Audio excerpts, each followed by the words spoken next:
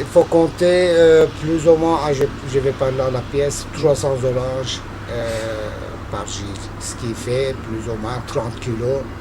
À cette période, trouver des oranges calibrées pour les gilles, c'est difficile. Donc, à mon avis, il y a dans des pays étrangers comme l'Espagne ou la Sicile, on cultive rien que pour le carnaval, il y a une plantation pour les gilles. Mais cette année-ci, il y a beaucoup de problèmes avec les gels qu'il y a eu dans les pays en Espagne ou en Italie. On a un peu de problèmes d'orange. La journée va commencer pour vous alors? Oui, exactement. Aujourd'hui, nous sommes vendredi. Oui. C'est le grand jour des ventes des oranges? Aujourd'hui et demain. Vous vous occupez spécialement des livraisons des bières, je pense. Oui. Les bières, les spécialités, tout ce qui comporte la boisson pour alimenter le carnaval de Binche. Les livraisons vont bon train. Les livraisons vont très bon train, oui. Nous n'arrêtons pas depuis mardi. Il y a une consommation de bière qui sera énorme ici à Binche, je suppose. Nous l'espérons tout cœur, oui. La consommation augmente légèrement, elle se stabilise, c'est déjà quelque chose de bien. Les produits sont variés, mais le carnaval de Binche, essentiellement basse, cidre, binchoise, qui est la bière de la région, la Jupiler, la Stella. Champagne? Champagne, oui, bien sûr, champagne. Vous livrez beaucoup de... Mais le champagne, on ne le livre pas. Ah non. Non, on ne livre pas le champagne du pauvre. Nous, on livre le champagne du pauvre, le cidre. D'accord. Vous livrez également aux particuliers? On ne livre pas aux particuliers, non. Non, On fait que les brasseries. Que l'Oreca. Je vous remercie, bon travail. Merci bien.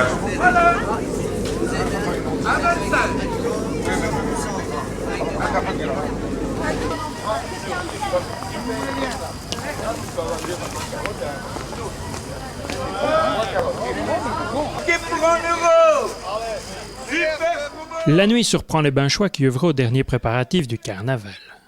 Une effervescence peu coutumière était palpable ce matin sur la place du marché. Demain, à la fine pointe de l'aube, sur cette même place, aura lieu un des folklores les plus extraordinaires de Wallonie. Plusieurs fois centenaire, le carnaval de Binche tire ses racines du plus profond de la terre. Ses valeurs, transmises oralement de génération en génération, lui garantissent une longévité exceptionnelle. Rien ne semble pouvoir tarir la ferveur de ses participants, qui se renforce de siècle en siècle. Cette énergie débordante mobilise toutes les générations au service d'un même objectif, perpétuer la tradition. Écoutez battre le cœur de la cité qui retient son souffle. La nuit sera courte, car j'entends déjà au loin le retentissement des premiers tambours qui modulent dans l'air frais l'instant magique des prémices de la fête.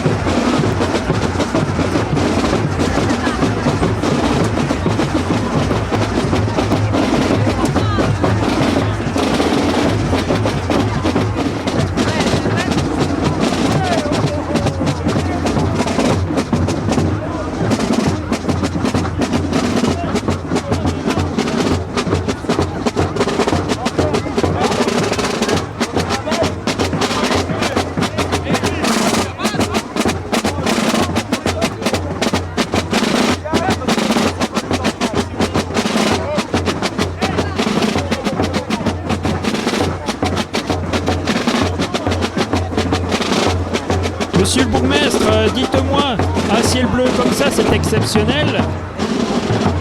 Ben, tout à fait. Je crois qu'il va rester jusqu'au mercredi. Et je crois que les événements préliminaires au carnaval ont quand même témoigné une volonté de mettre en évidence cette année encore le carnaval. Et le temps sera de la partie. Les visites officielles annoncées s'intègrent dans un contexte tout à fait attractif. Et je crois qu'on ne peut rien demander de mieux. Constatez-vous que le nombre de visiteurs s'accroît d'année en année? Je pense que ce matin, il y avait plus de monde que les autres années. C'est clair que j'ai vu qu'il y avait énormément de véhicules le long de la voie publique et ça me laisse supposer qu'il y a un nombre de visiteurs qui s'amplifie d'année en année. La ville de Binche accueille-t-elle aujourd'hui des visiteurs particuliers? Aujourd'hui, il y a des visiteurs particuliers, mais je ne maîtrise pas le nom des visiteurs. Mais il est vrai que mardi pour mardi, il y aura un panel de visiteurs fort important. Monsieur le bourgmestre, je vous remercie. Bon amusement.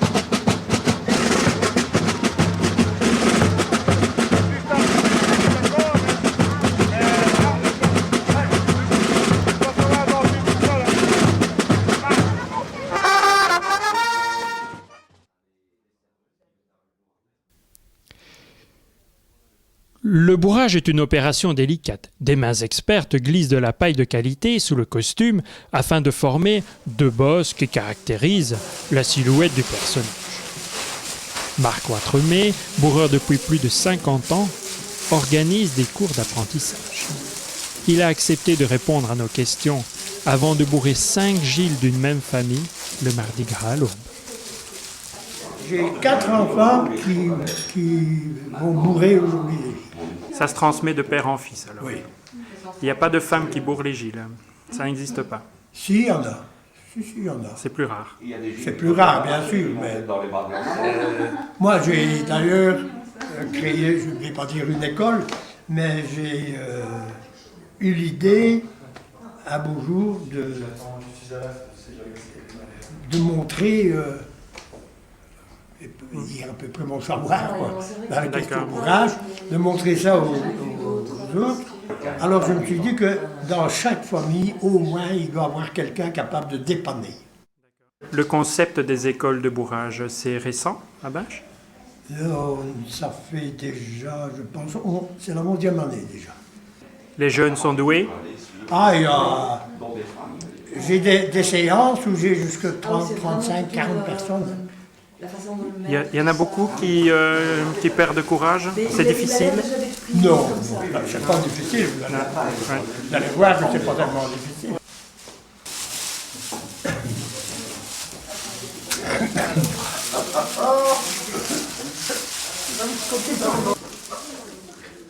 C'est de la paille spéciale?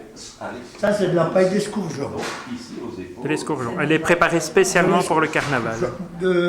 Non.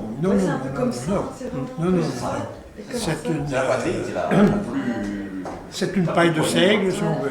L'escourgeon, c'est une variété de seigle. Dans le seigle, il y a le seigle, l'orge et l'escourgeon. L'orge, c'est ce qui sert à embrasser. Le seigle, c'est pour la nourriture des animaux. Cette paille, comment vous la choisissez? La première caractéristique, c'est la propreté de la paille. Et puis après, c'est la souplesse de la paille. Mais n'empêche que même une paille souple, il faut la travailler. C'est-à-dire que on la tord, elle est écrasée pour ne pas que les... Donc l'objet de votre premier cours, c'est le choix de la paille. C'est le choix de la paille. Très bien, je vous remercie. Maman livre. Non, je suis pas. Ah, c'est calme. On devrait pas aller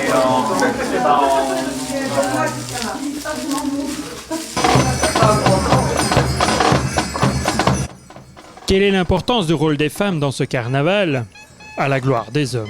N'y a-t-il pas là une forme de discrimination intolérable dans notre société actuelle?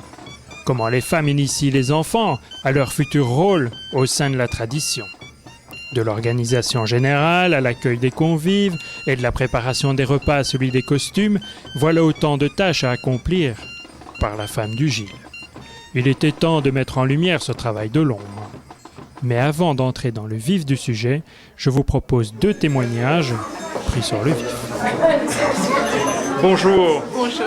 C'est la première fois que vous habillez un Gil? Tout à fait, oui. C'est difficile? C'est pas évident. Non? Ça demande beaucoup de maîtrise? Ça demande une certaine expérience, oui.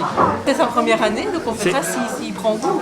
Comment rentre-t-on dans une société? Eh bien ici, son parrain et son cousin étaient Gilles depuis de nombreuses années, et donc comme il est né à Binche et qu'il fait partie d'une famille de Binchois, il a toujours eu envie de le faire et il s'est décidé avec le parrainage de son parrain et de son cousin.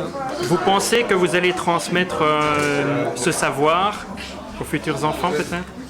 Éventuellement, je ne sais pas encore. On n'a pas encore d'enfants, donc pourquoi pas quand on en aura. Maintenant, il faudrait que son papa fasse le Gilles pendant 3 ans, pendant quelques années, pour pouvoir accéder à une société de Gilles. Vous habitez à Binche, bien sûr? On n'habite pas à Binche. Non? Mais une des conditions est d'être né à Binche, et mon mari Vincent est né à Binche, donc il remplissait les conditions pour faire partie d'une société de Gilles et donc pouvoir faire le Gilles. Vous n'êtes vous-même pas originaire de Binche? Je ne suis pas originaire de Binche. Vous connaissiez ce folklore auparavant? Ça fait 9 ans que je fais le carnaval avec mon mari, donc je commence à connaître. D'accord, merci beaucoup. Voilà. Est-ce qu'on est respectueux de la tradition à Binche? Très respectueux. Vous êtes une Binchoise? Je suis mariée avec un Binchois qui est né derrière l'hôtel de ville. Ah, super. Et il joue de la musique pour le carnaval depuis 50 ans. Mes enfants jouent et mes petits-enfants jouent. Et mon petit-fils, il fait le Gilles. Donc vous avez transmis le virus? Oui, je l'ai attrapé puisque moi je suis italienne, d'origine italienne, mais il y a 52 ans que je suis en Belgique. D'accord. Vous appréciez toujours autant le carnaval de Binche? J'adore. Vous ne le rateriez pour rien au monde? Jamais. Je suis ici pour les 3 jours, même si je dois venir à pied. Je suis à 2 km, je sais, peut-être Binche, et ça m'est déjà arrivé de venir en vélo, parce que mon mari, comme il joue après-midi, il est fatigué ce matin, et puis moi je viens en vélo. Très bien. Je vous remercie, madame. Merci. Madame de Liège, bonjour. Bonjour monsieur. Vous avez écrit un mémoire, je pense, un mémoire sur le rôle de la femme dans le carnaval de Binche.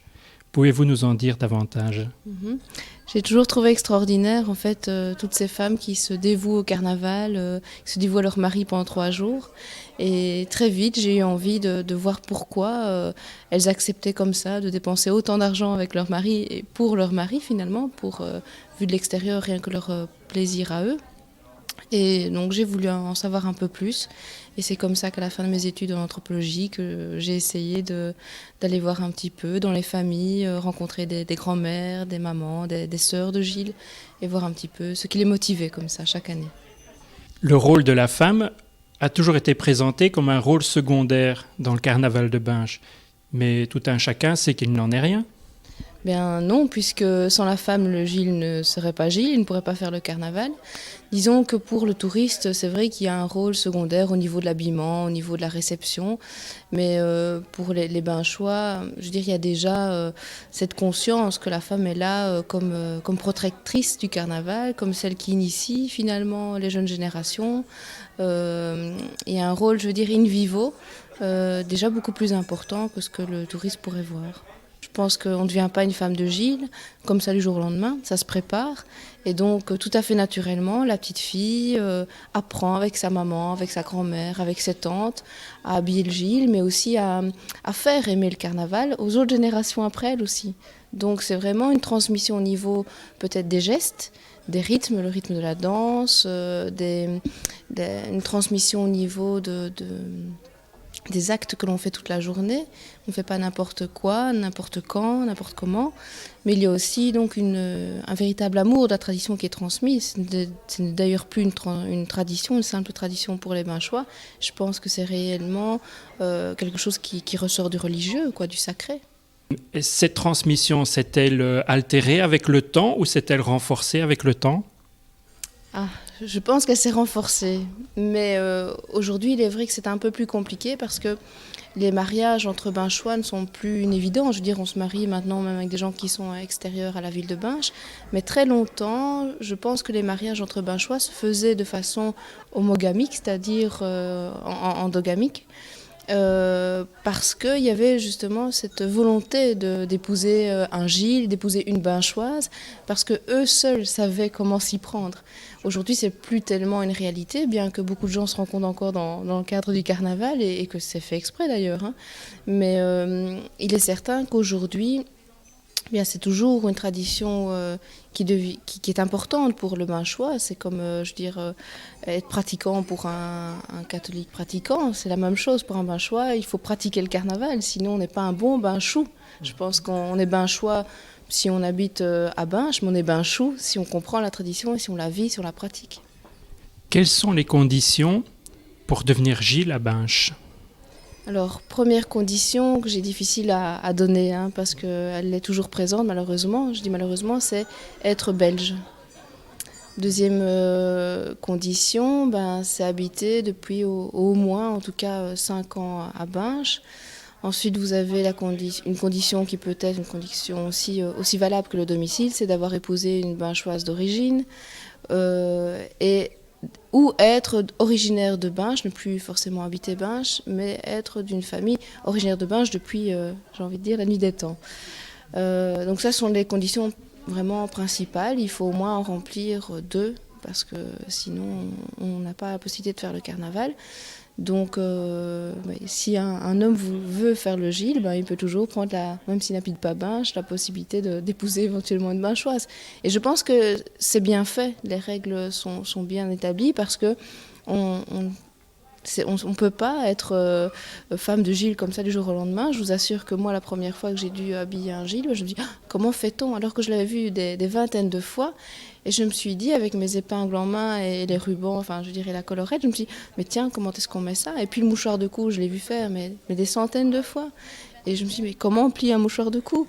Évidemment, avec le mouchoir de cou en main, ça revient, mais c'est pas quelque chose qu'on improvise. Et donc, je pense que les règles sont là parce que il faut véritablement avoir eu une préparation qui est une préparation assez longue.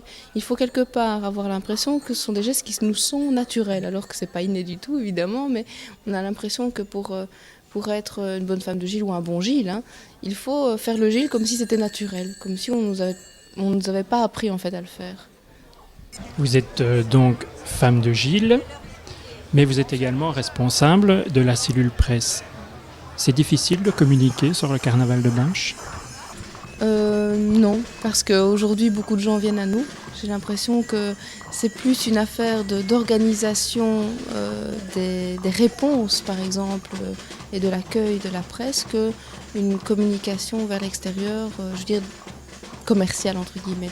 Elle n'est vraiment pas commerciale, cette communication, elle n'est pas organisée pour faire du commerce.